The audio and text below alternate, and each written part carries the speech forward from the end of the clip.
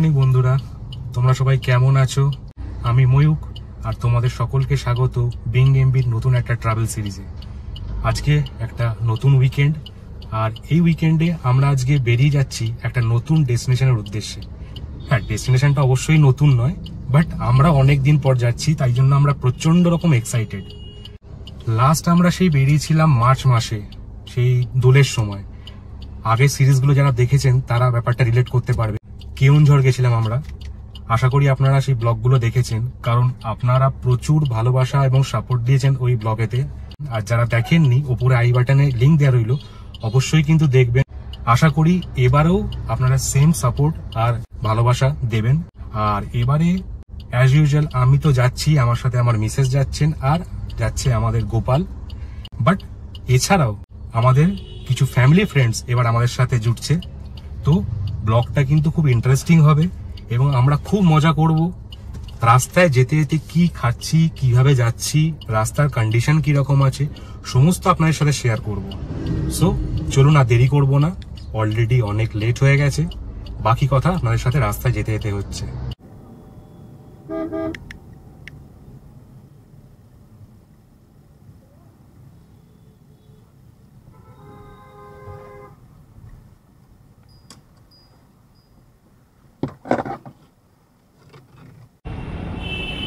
আজকের ট্রিপের আমাদের বাকি মেম্বাররা সবাই চলে এসেছে। এবার জাস্ট ওদের লাগেজগুলো গাড়িতে প্যাক করব, দিয়ে বেরিয়ে যাব, কারণ অলরেডি আমরা অনেকটাই লেট চলছি। ঘড়িতে সময় এখন 8:15, আর আমরা এখন পৌঁছে গেছি ডানলপের মোড়। ডানলপের মোড়টা ক্রস করে আমরা ধরে নিলাম নিবেদিতা সেতু। দক্ষিণেশ্বরের মা আর মা গঙ্গাকে প্রণাম জানিয়ে আমরা আজকের জার্নি স্টার্ট করলাম। আজকের দিনের আমাদের প্রথম টোল রাজচন্দ্রপুর টোল প্লাজায় আমরা এখন পৌঁছে গেছি।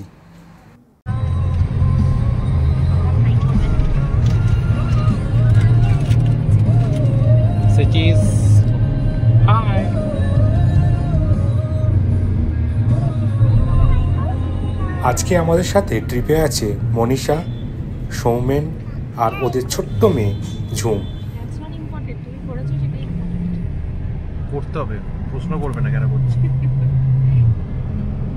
সোজা চলে যাচ্ছে দিল্লি রোড, আর আমরা ধরে নিলাম বাঁদিকের রাস্তাটা, যেটা ধরে আমরা সোজা এখন কোলাঘাট পর্যন্ত যাব।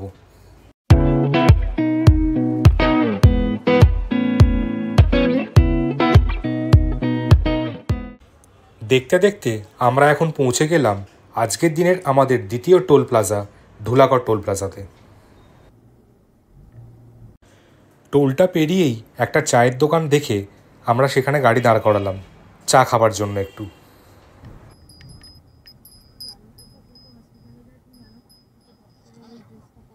ধুলাগড় টোল প্লাজাটা পেরিয়েই একটা চায়ের দোকানে এখন আপাতত দাঁড়িয়েছি, একটু চা খাবো। সকালে অনেকক্ষণ উঠেছি, বাট সেইভাবে চা খাওয়ার সময় হয়নি, তো এনার্জি পাচ্ছি না ঠিক, তো একটু চাটা খাবো, তারপর এখান থেকে বেরিয়ে যাব। নেক্সট স্টপ হয়তো আমাদের কোলাঘাট, দেখি সেখানে গিয়ে হয়তো ব্রেকফাস্ট করবো। চলো কি ব্রেকফাস্ট করি গিয়ে দেখা। আপাতত সবার জন্য চায়ের অর্ডার দেওয়া হয়েছে। সোনালি খাবে ব্ল্যাক টি, আর বাকি আমরা সবাই নিলাম মিল্ক টি, সাথে কিছু বিস্কিটস, চিপস আর কোল্ড ড্রিঙ্কসও নিয়ে নিলাম। রাস্তায় বেরিয়ে একটু খাওয়া দাওয়া না করলে ট্রিপটা কেমন যেন ইনকমপ্লিট লাগে। হাই বলো, হাই বলো, হাই হাই।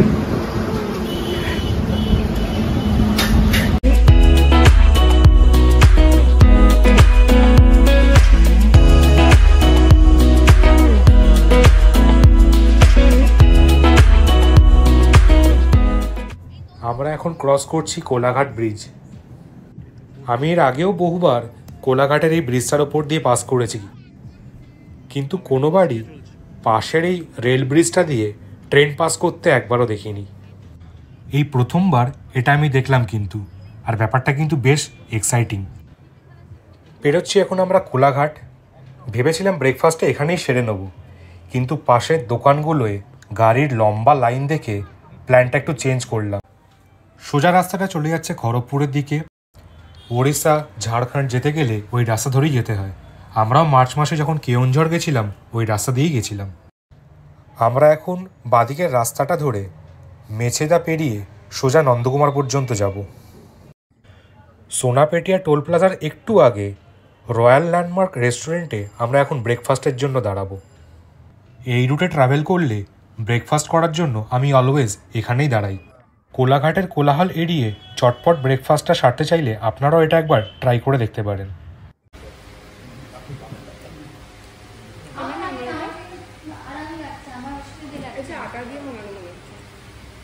আলু পরোটা সাধারণত সব জায়গাতে আটা দিয়েই করে। আটা দিয়ে বানানো না, খাবি আটা দিয়ে বানানো। গরমটা কম, আপনাদের কথা বানিয়েছে, আমাদের তো না।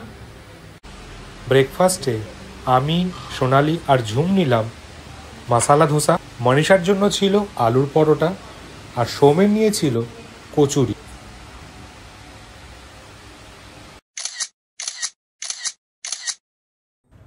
আজকের দিনের আমাদের তৃতীয় টোল সোনাপেটিয়া টোল প্লাজা এখন আমরা ক্রস করছি। আমরা এখন ক্রস করছি নন্দকুমারের চারমাথার মোড়। বাদিকের রাস্তাটা স্টেট হাইওয়ে 4, যেটা চলে যাচ্ছে তমলুকের দিকে। মহিষাদল রাজবাড়ি যেতে গেলে এই রাস্তা দিয়েই যেতে হয়।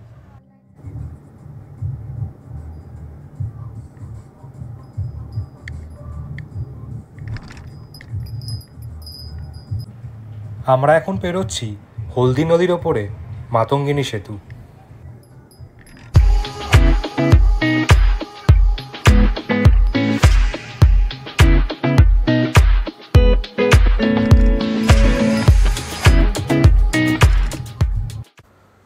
এখন ক্রস করছি হেরিয়া বাজার।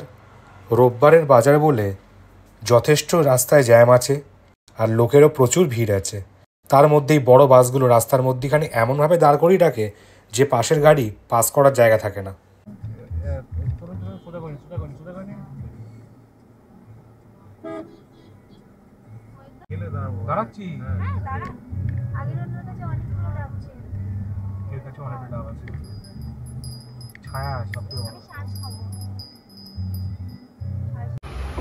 কানাই দিঘির একটু আগে ডাব খাবার জন্য আমরা গাড়িটা দাঁড় করালাম।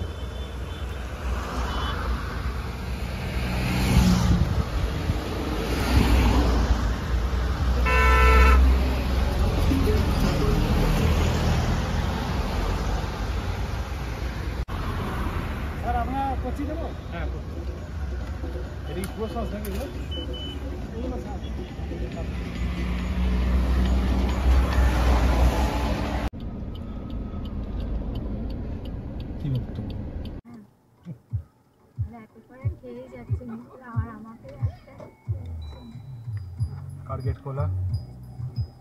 সোনালির মনে হচ্ছে আমার গেট খোলা।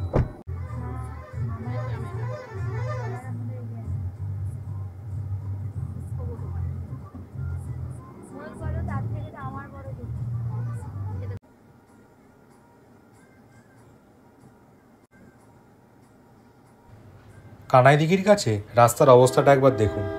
সবাই সবার আগে যাবে, 3টে করে গাড়ির সারি করে এগিয়ে আসছে, কেউ কাউকে রাস্তা ছাড়ছে না। পরে বুঝতে পারলাম জ্যামটা হচ্ছে শুধুমাত্র রাস্তার ধারে গাড়িগুলোকে এইভাবে দাঁড় করানোর জন্য। ডাব খাবার জন্য প্রত্যেকটা গাড়ি রাস্তার ধারে এইভাবে দাঁড়িয়ে পড়ছে আর গাড়ি জ্যাম লাগিয়ে দিচ্ছে।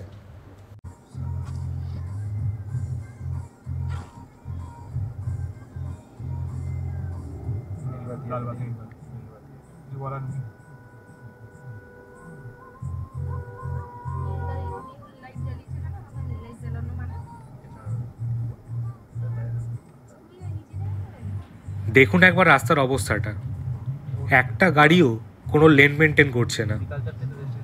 যে যার ইচ্ছা মতো যেখান থেকে খুশি গাড়ি নিয়ে চলে আসছে। আপনারা যখন গাড়ি নিয়ে আসবেন অবশ্যই একটু সাবধানে গাড়ি চালাবেন এই রাস্তাটুকু। এই রাস্তায় এমনিতেও কিন্তু প্রচুর অ্যাক্সিডেন্ট হয়। কোনো কারণ নেই, শুধু এই ডাব খাচ্ছ করে জ্যামটা হয়। হ্যাঁ, কোনো কারণ নেই জ্যামটা হয়, এখানে ডাবের জন্যই জ্যামটা হয়।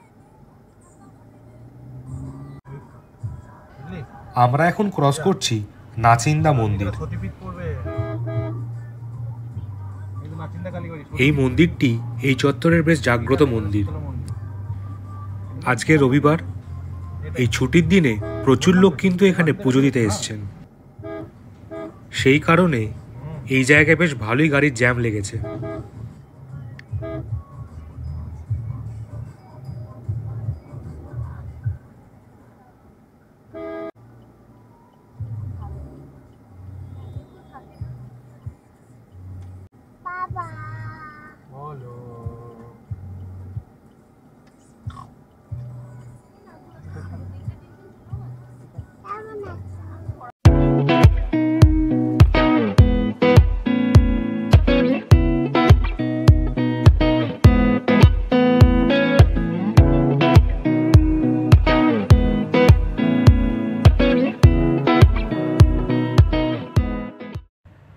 আমরা এখন পেরোচ্ছি চাউলখোলা মোড়। বাঁদিকের রাস্তাটা সোজা চলে যাচ্ছে মন্দারমণির দিকে। মন্দারমণি হয়েও মেরিন ড্রাইভ রোড ধরে তাজপুর পর্যন্ত পৌঁছানো যায়, কিন্তু আমরা যাব সোজা বালিশাই পর্যন্ত। সেখান থেকে বাঁদিকের রাস্তাটা নিয়ে আমরা তাজপুর পৌঁছাবো।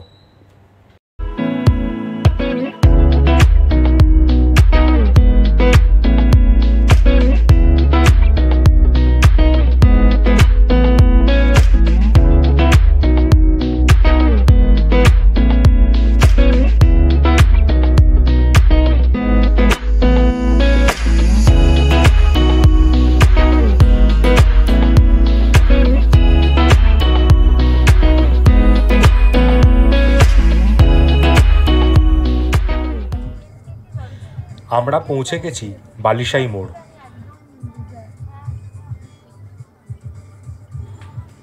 এখান থেকে বাঁদিকের রাস্তাটা নিয়ে আমরা আমাদের রিসর্টের দিকে এগোবো।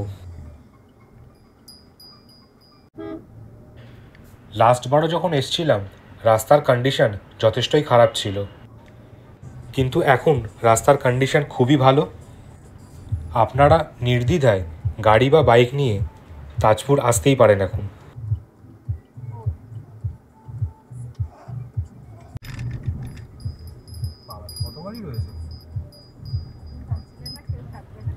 আমরা পৌঁছে গেলাম আমাদের পরবর্তী 2 দিনের ঠিকানা ক্রিস্টি রিসর্টে।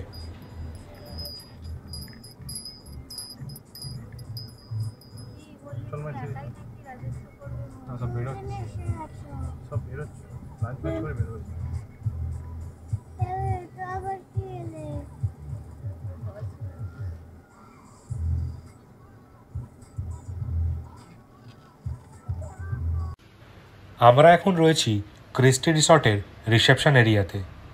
চলুন আগে ফর্মালিটিসগুলো চটপট কমপ্লিট করে নিই, তারপরে আপনাদের পুরো রিসর্টটার একটা ট্যুর দিচ্ছি। রিসর্টের মেন গেট দিয়ে এন্ট্রি নিয়েই ডান দিকে প্রথমে পড়বে রিসেপশন এরিয়া।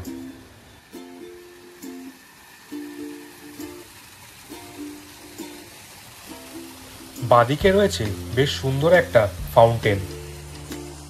চলুন এবার আমরা রুমের দিকে যাই। ডান দিকে যে বিল্ডিংটা দেখা যাচ্ছে ওটাই হচ্ছে মেন বিল্ডিং। মেন বিল্ডিংয়ে বিভিন্ন ক্যাটাগরির রুম রয়েছে, এছাড়াও আছে dormitory, deluxe, super deluxe, VIP suite, presidential suite আর কটেজ। এই 5 রকম ক্যাটাগরির রুম এই রিসর্টে আছে। রুমের ট্যারিফ আর বুকিংয়ের জন্য কন্ট্যাক্ট ডিটেলস ডেসক্রিপশানে আমি শেয়ার করে দিলাম। যদি কেউ আসতে চান অবশ্যই ওনাদের সাথে যোগাযোগ করে নিতে পারেন।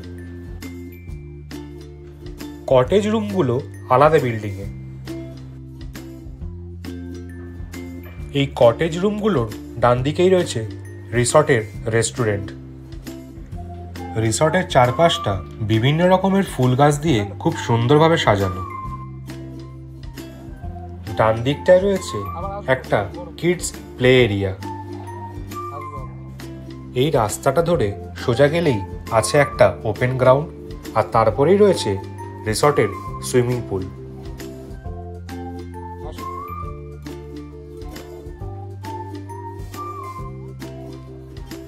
এই বিল্ডিংটার ফার্স্ট ফ্লোরে আমাদের পাশাপাশি 2টো রুম দেয়া হয়েছে। এই রকম কটেজ এই রিসর্টে আরও অনেকগুলো আছে। এই সিঁড়ি দিয়ে উঠে ডান দিকে হচ্ছে আমাদের রুমগুলো।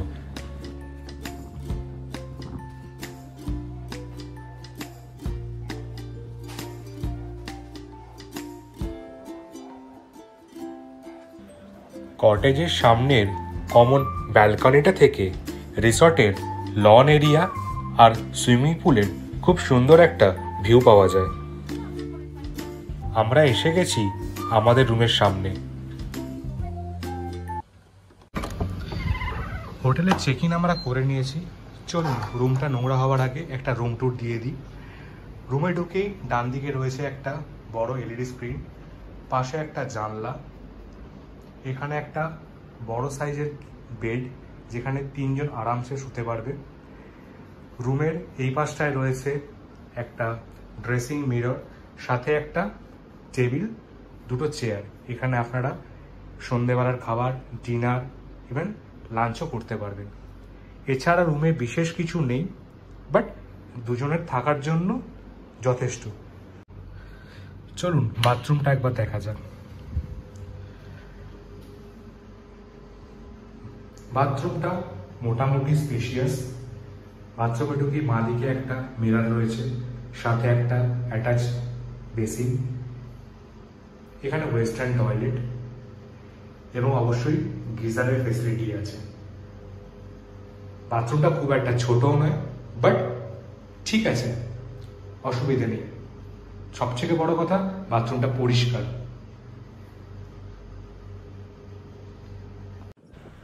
আমার রুমের বাইরের ব্যালকনিটা থেকে এরকম সুন্দর একটা ভিউ পাওয়া যাচ্ছে। চারিদিকে এত সবুজ দেখে এতখানি জার্নির সমস্ত ক্লান্তি যেন নিমেষে কোথাও উধাও হয়ে গেল। লাঞ্চে আমরা নিয়েছিলাম ক্র্যাব মশালা আর দেশি চিকেন কারি। দুটোরই টেস্ট বেশ ভালো ছিল। দুপুরবেলা ভরপেট খাবার খেয়ে আমরা একটু দিবানিদ্রা দিয়েছিলাম। যেহেতু অনেক সকালে উঠেছিলাম, ঘুমটা বেশ একটু বেশিই হয়ে গেছিল। ঘুম যখন ভাঙলো, ঘড়ির কাঁটায় দেখলাম সন্ধ্যা অনেকক্ষণ আগেই হয়ে গেছে। তাই আর দেরি না করে চটপট রেডি হয়ে আমরা সবাই মিলে একটু বিচের দিকে চলে এলাম। এসে দেখলাম সমুদ্রের দিকটায় নিকষ কালো, তাই জলে নামার কোনো উপায় নেই। অগত্যা রং বেরঙের আলো জ্বলা অনেকগুলি দোকানের মধ্যে একটিকে বেছে নিয়ে একটু সান্ধ্যভোজন আর আড্ডা দেওয়ার জন্য উপস্থিত হলাম। চারিদিকের অ্যাম্বিয়েন্সটা কিন্তু খুবই সুন্দর, আর তার মধ্যে এই লাল নীল আলোগুলো একটা মায়াবী পরিবেশ সৃষ্টি করেছে। আমরা যখন নিজেরা গল্পগুজব করতে ব্যস্ত, আরেকজনকে দেখুন, সেও প্রথমবার সমুদ্রের ধারে এসে বেজায় মজা পেয়েছে। আর দেরি না করে আমরা চটপট অর্ডার দিয়ে দিলাম পমফ্রেট ফ্রাই, মশালা ক্র্যাব আর প্রন। খাবারগুলো খেতে খেতে অনেকটা রাত্রি পর্যন্ত বিচের ধারে বসেই আমরা গল্প আর আড্ডা দিলাম। রাত্রি 10টা নাগাদ আমরা বিচের ধার থেকে ফিরে এলাম আমাদের রিসর্টে। আমরা যখন ফিরলাম, রিসর্টের চারপাশটা পুরোটাই ফাঁকা। সবাই যে যার মতো রুমে চলে গেছে। সন্ধেবেলায় আমরা এত বেশি খাওয়া দাওয়া করে ফেলেছিলাম যে সবাই বলল রাত্রিরে কেউ আর ডিনার করবে না।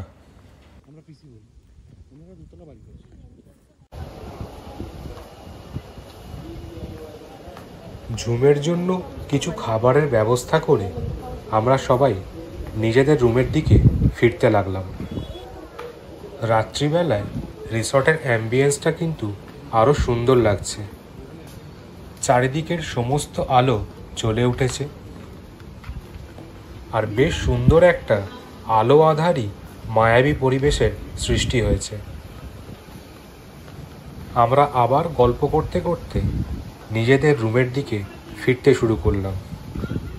পুরো রিসর্টটায় আমরা ছাড়া এই মুহূর্তে আর কাউকেই দেখতে পেলাম না। যে যার নিজেদের মতো নিজেদের রুমের মধ্যে গল্পগুজব বা ডিনার করতে ব্যস্ত। আমরাও তাই নিজেদের মধ্যে গল্পগুজব ও আলোচনা করতে করতে রুমের দিকে ফিরতে লাগলাম। ভালো ফটো দিয়েছি। আমরা কি পুলের সামনে ঘুরে আসবো?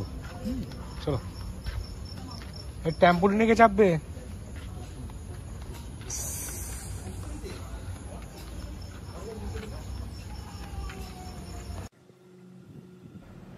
এরপর আমরা একে অপরকে গুড নাইট জানিয়ে যে যার মতো নিজেদের রুমে চলে গেলাম শোবার জন্য।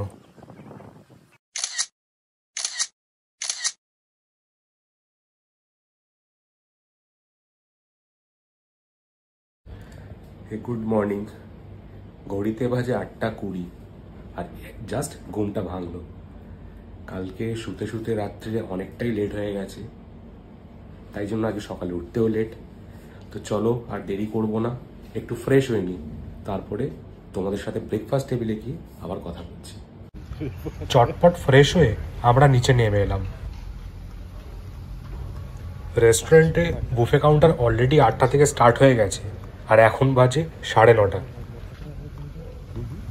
তাড়াতাড়ি করে ব্রেকফাস্টটা সেরে নিই। আর ব্রেকফাস্টে কি কি আছে সেটা আপনাদেরকে ভেতরে গিয়ে বলছি।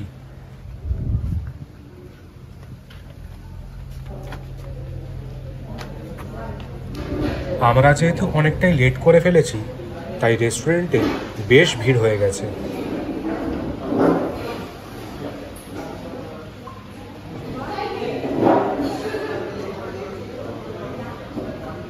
আমরা সবাই খেয়েছিলাম ছোলে ভাতুরে, বয়েলড এগ আর অরেঞ্জ জুস।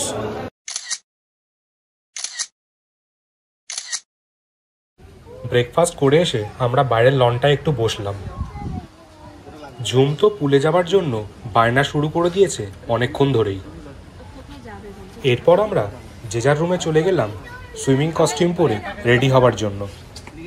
এই প্রসঙ্গে বলে রাখি, সুইমিং পুলের টাইমিং হচ্ছে সকাল 8টা থেকে সন্ধ্যে 7টা পর্যন্ত এবং সুইমিং কস্টিউম মাস্ট।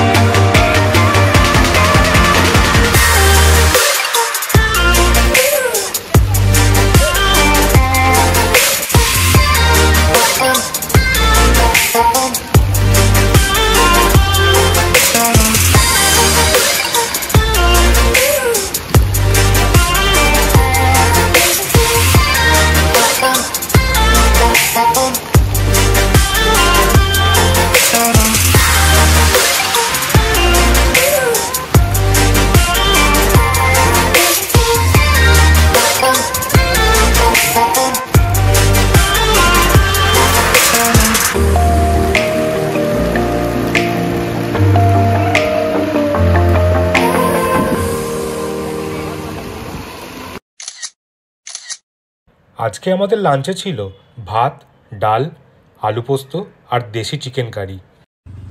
দুপুরে লাঞ্চ সেরে একটু বিশ্রাম নিয়েই আমরা বেরিয়ে পড়লাম তাজপুর বিশ্ব বাংলা বীচ দেখার জন্য।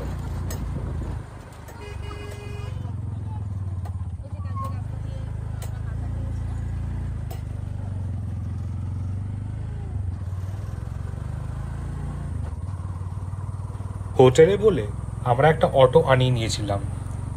আপনারাও যদি সাইট সিইং করতে চান, হোটেলে বললেই ওরা গাড়ি বা অটোর ব্যবস্থা করে দেবে। চারিদিকের প্রাকৃতিক শোভা দেখতে দেখতে আমরা এগোতে লাগলাম বিশ্ব বাংলা বিচের দিকে। প্রথমবারের জন্য ড্রাইভারের সিটটা ছেড়ে পেছনে বসতে পেয়ে আমিও প্রাকৃতিক শোভা ভালো রকমভাবেই উপভোগ করতে লাগলাম। অনেক এবড়ো খেবড়ো আর ভাঙাচোরা রাস্তা পেরিয়ে আর চারিদিকে সবুজ ঘন জঙ্গল দেখতে দেখতে আমরা পৌঁছে গেলাম তাজপুর সি বিচ। বিশ্ব বাংলা বিচটা বেশ বড় আর চারিদিকে প্রচুর দোকানপাট দিয়ে সাজানো। তারই মধ্যে থেকে একটা দোকান পছন্দ করে আমরা ঢুকে পড়লাম সেই দোকানে ডাব খাবার জন্য। এই বিচটা বেশ ওয়েল মেনটেন্ড। প্রাইভেট গাড়ি পার্কিং করার জন্য অ্যাম্পেল পার্কিং স্পেসও রয়েছে। এছাড়াও আছে পাবলিক টয়লেট। এখানে প্রতিটা দোকান সারিবদ্ধভাবে বেশ সুন্দর করে সাজানো।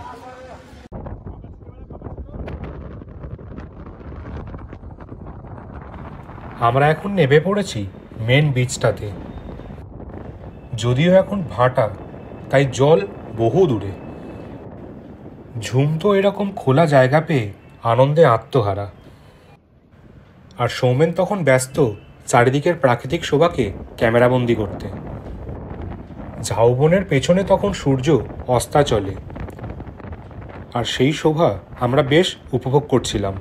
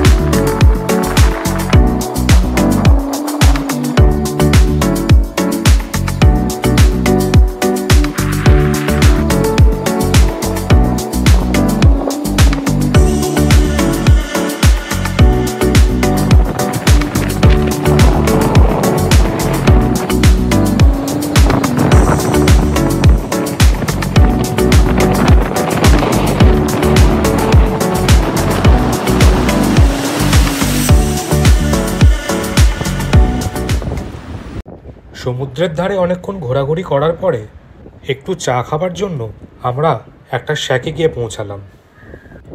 কিন্তু অদৃষ্টে অন্য কিছু লেখা ছিল। শ্যাকে গিয়ে চেয়ারে ঠিক বসতে যাব সেই সময় হলো ছন্দপতন। হয়ে গেল লোড শেডিং।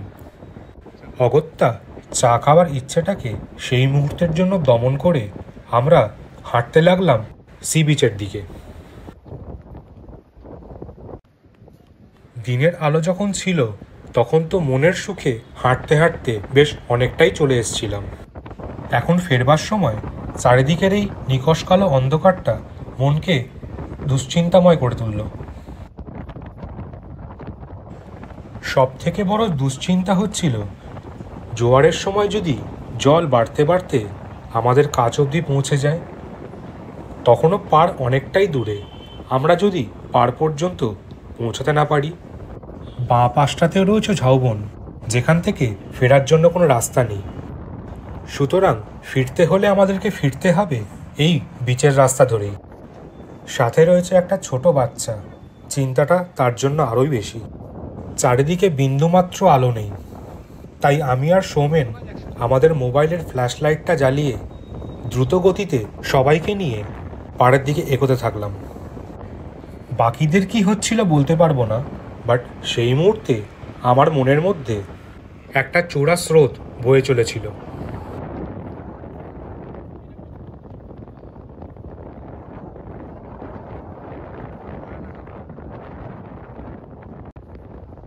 এর মধ্যেই হঠাৎ করে সৌমেনকে দেখলাম লাল কাঁকড়া অভিযানে নেমে পড়েছে। ধীরে ধীরে সমুদ্রের পাড়ের আলোগুলো দেখা যেতে শুরু করলো, আর আমরা দ্রুত পায়ে পাড়ের দিকে এগোতে লাগলাম।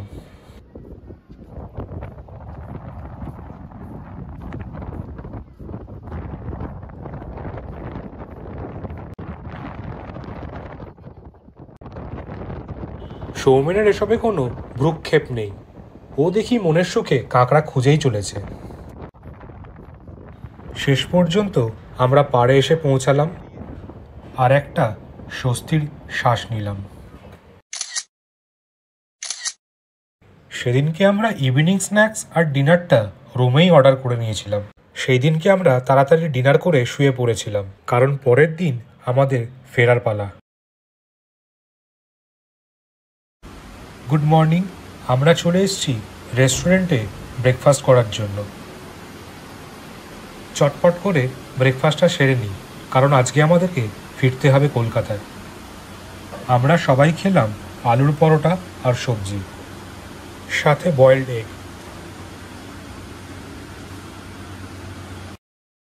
আমরা রিসর্ট থেকে কলকাতার জন্য স্টার্ট করলাম 11:30 নাগাদ।